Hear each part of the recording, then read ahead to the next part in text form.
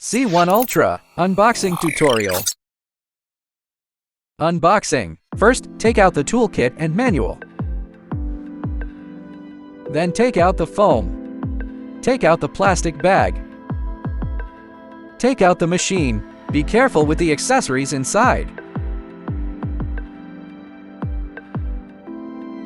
Take out the foam and accessories inside.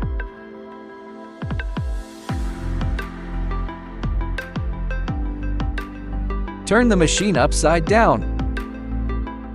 Take out the cutting board. Remove the foam from the machine.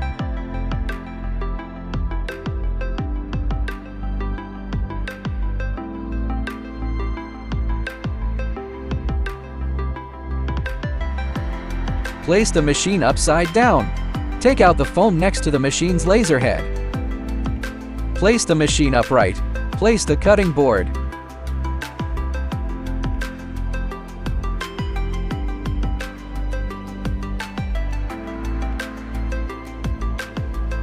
Take out the power cord.